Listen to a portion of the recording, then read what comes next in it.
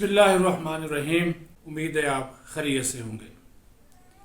इमरान खान का हमेशा से ये एक वतीरा रहा है कि इल्ज़ाम लगाओ और डट के इल्ज़ाम लगाओ, चाहे उसमें सदाकत हो या ना हो। और वो इल्ज़ामात से जो भरपूर तकारीर है वो उसको तकारीर के आदी हैं, अपनी नाअहली को भूल जाते हैं। 4 पौने 4 सालों के दौरान जो कोताहियाँ, जो 2 नंबरियाँ, जो नाअहलियाँ की हैं, उसको वो पस्से पुश्त डाल देते हैं। बस इल्ज़ामात की बुछाड़ कर दो और फिर ये देखें कि इनके जो वो यूथिये हैं, जो पीटीआई के कारकुन हैं, वो उस पर न सिर्फ यकीन करते हैं, तालियां भी बजाते हैं और कहते हैं जी बस हमारा लीडर सच्चा है, चाहे वो झूठ बोल रहा है वो उसको कहते हैं जी सच्चा है। वो एक खातून थी, उससे किसी ने इंटरव्यू में पूछा, वो ज़मान पार के बाहर खड़ी थी, कि आपके लीडर के बारे में तो ये मशहूर है कि बदअखलाक और बदकिरदार आदमी है, कोई उसकी ऑडियो वीडियोज़ है। तो उसने कहा जी अगर वो यहाँ पर आकर बगैर कपड़ों के भी खड़ा हो जाए तो हम नहीं कहेंगे कि उसने कपड़े जो है वो नहीं पहने हुए, वो हमारा लीडर है, फिर भी हमारा लीडर है। जब यहाँ तक लोगों के दिमाग ख़राब कर दिए जाएं तो फिर आप खुद अंदाज़ा लगाएं कि बात कहाँ तक पहुँचती है। और खान साहब अगर आईना देखें ना तो उनको पता चले कि वो क्या क्या रहे हैं, वो कर क्या रहे हैं, उनको पता चले। लेकिन वो नहीं, आईना अगर देखेंगे तो उनको अपना असल उसमें नज़र आएगा। फिर वो शायद कोई शर्म और कोई ज़मीर नाम की चीज़ अंदर हो तो वो शायद वो फिर कोई उस पर ऊपर गौर खौज करे, लेकिन वो लग नहीं रहा। अच्छा, अभी एक हालिया तकरीर में उन्होंने फिर जो है साबिक army chief general retired Qamar Javed Bajwa के ऊपर बेबुनियाद इल्ज़ामात लगाए। मगर सच ये है कि देखिए, ज़ाहिर है मैं भी डिफेंस की बीट करता हूँ, पार्लियामेंट की बीट करता हूँ, और जब ये इमरान खान वज़ीर आज़म थे उस वक्त मैं वज़ीर आज़म की बीट भी करता था, अब भी करता हूँ। लेकिन सच और हकीकत, क्योंकि बहुत से वाक़यात मुझे खुद भी याद हैं। क्या ये सच नहीं है कि जब इमरान खान वज़ीर आज़म थे तो उन्होंने ही चीफ ऑफ आर्मी स्टाफ को सियासत में और हुकूमत में जो है वो शामिल रखा। और उसकी वजूहात ये देखिए कि खुद भी खान साहब जो थे वो आर्मी चीफ, साबिक आर्मी चीफ की मरून मिन्नत वज़ीर आज़म ने भी आपने हुकूमत की है, सारा आपका दौरे हुकूमत उनके सर पर जो है वो चलता रहा।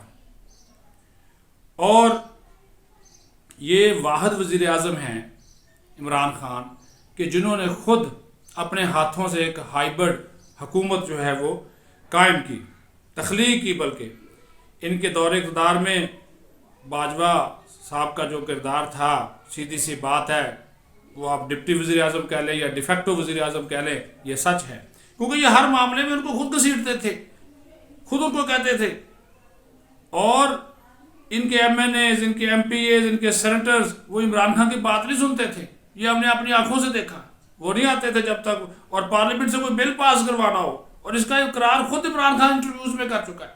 कई इंटरव्यूज़ में उसने खुद इनकार किया, कोई बिल पास कराना हो, कोई पार्लियामेंट से लेजिस्लेशन करानी हो तो बाजवा साहब को याद किया जाता था, ताकि मेंबरान असम्बली पूरी हो चुके।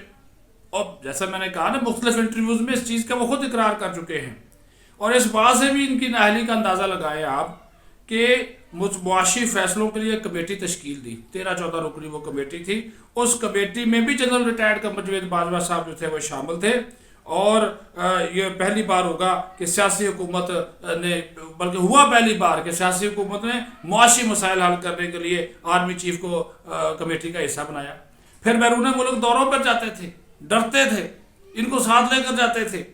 और वो बल्कि अगर वो साथ नहीं जाते थे तो फिर अकेले जाने से तो वैसे डरते थे कि कोई मुल्क इमदाद देने से इनकार न करे। तो या तो आर्मी चीफ साहब साथ जाते थे उस वक्त के जनरल बाजवा, या फिर वो पहले चले जाते थे और उन ममालिक से जाकर पाकिस्तान के हवाले से मामला भी तय करते थे। और इनका जो दौरे होते थे वो तो ज़ाहिर रस्मी से होते थे। फिर अपोजिशन को दबाना, इन पर केसेस बनवाना, और अपने ऊपर केसेस ख़त्म करवाने के लिए भी बार बार ये जनरल बाजवा को ही पुकारते थे। इसकी भी सबूत जो है वो बहुत सारे सामने आ गए। और उनकी तमाम इत्तेहादी जमातें کبھی ان کے کہنے پر پارلیمنٹ میں نہیں آئی، اور آخرکار یہ اپنی مدد کے لیے پھر پنڈی کو ہی کال کرتے تھے۔ بالا کوٹ واقعے کے بعد دیکھ لیں، جب پارلیمنٹ میں ساری جماعتیں بیٹھی ہوئی تھی، سب آ گئے، شہباز شریف آ گئے، ساری جماعتیں آ گئی، یہ وزیر اعظم تھا، یہ نہیں آیا کیونکہ نہل تھا۔ اور یہ دیکھیں، اور پھر جب اسٹیبلشمنٹ نے اس کی حکومت جانے سے کوئی 2-3 ماہ پہلے اپنا ایک کردار متعین کر لیا جنوری فروری میں، تو انہوں نے کہا جی اب ہم یہ پولیٹیکل ہوں گے، تو پھر ان کو پتہ چل گیا، پھر یہ 3 ماہ بھی اس میں سے نہیں نکال سکے۔ اور وزیر اعظم کیا کر رہا تھا؟ وہ کیا کہتے ہیں کہ وہ آپ وہ عام لینے کے لیے وزیر اعظم بنے تھے۔ پھر اگر تمام تر غلطیاں اور کوتاہیاں ساری باجوہ صاحب کی تھی تو آپ وزیر اعظم تھے، آپ کیا کر رہے تھے؟ بطور وزیر اعظم آپ کا کردار کیا تھا؟ مگر اس دور میں تحریک انصاف کی رہنما چیف کو اپنا باپ کہتے تھے۔ وہ رات بھی شہریار وہ افریدی جو ہے اس نے اپنے ایک انٹرویو میں یہ کہا کہ ہم تو آرمی چیف کو اپنا باپ کہتے تھے۔ تو یہ سارے لوگ کرتے تھے۔ اپنی تقاریر میں باجوہ صاحب کی وہ آپ دیکھ رہے ہیں، ماضی کی طرف وہ چلتا ہے نا ایک ٹی وی چینل پہ، وہ بار بار دکھاتے ہیں کہ وہ اپنی باجوہ صاحب کی تقریریں وہ تعریفیں کرتے تھے، تھکتے نہیں تھے، اور سیاسی پوائنٹ سکورنگ کے لیے اب منافقت کے لیے جو ہے وہ لگا رہے ہیں الزام باجوہ صاحب کے اوپر۔ یہ سلسلہ بند کریں، آپ اپنا جو کردار ہے وہ بتائیں کہ جھوٹ پر مبنی جو تقریریں ہیں، سیاسی تقریریں ہیں، فوجی قیادت ہیں، اور پھر آپ یہ سب سے بڑا جو خوفناک کام کر رہے ہیں جس میں آپ کو ناکامی ہوگی عمران خان صاحب کی فوج کی اعلیٰ قیادت اور ایک عام فوجی، ایک عام سپاہی کے درمیان جو آپ ایک نفرت کے بیج بو رہے ہیں، آپ نفرت کے بیج بونے کی جو کوشش کر رہے ہیں، اس سے آپ کو کچھ حاصل نہیں ہوگا۔ مہربانی کریں، اور جو آپ کا 4 سال کا اقتدار ہے، اس اقتدار کے اگر آپ کی کوئی کامیابیاں ہیں وہ عوام کو گنوائیں، وہ عوام کے سامنے لے کر آئیں۔ یہ جو جھوٹ کے آپ بولتے ہیں، جھوٹ تخلیق کرتے ہیں بلکہ، تو اس جھوٹ کا کوئی فائدہ نہیں ہے، آپ کو بتانا چاہیے۔ اور پھر یہ حقیقت ہے کہ جو جنرل باجوہ آپ کے سر کا تاج تھا، ڈیفیکٹو ڈپٹی وزیر اعظم تھا، آج وہ برا ہو گیا، اور آپ نے اپنے ہر موشن کے ساتھ ایسا کیا، چاہے وہ کوئی صحافی تھا، چاہے وہ کوئی سیاستدان تھا، چاہے وہ کوئی صنعت کار تھا، بزنس مین تھا، اس کی ہزاروں مثالیں ہیں۔ آپ نے ڈسا ہے، بنیادی طور پر آپ ایک محسن کش انسان ہیں، اور اب بھی آپ اپنی صرف سیاست کو چمکانے کے لیے جھوٹ پر جھوٹ بولے جا رہے ہیں۔ ان کے کارکنوں سے بھی یہ ہم کہتے ہیں کہ یہ سچ کو سمجھنا، سچ کا سامنا کرنا سیکھیں۔ جب تک یہ آپ نہیں کریں گے، اپنے گریبان میں نہیں جھانکیں گے، تو پھر آپ لیڈر کس چیز کے ہیں؟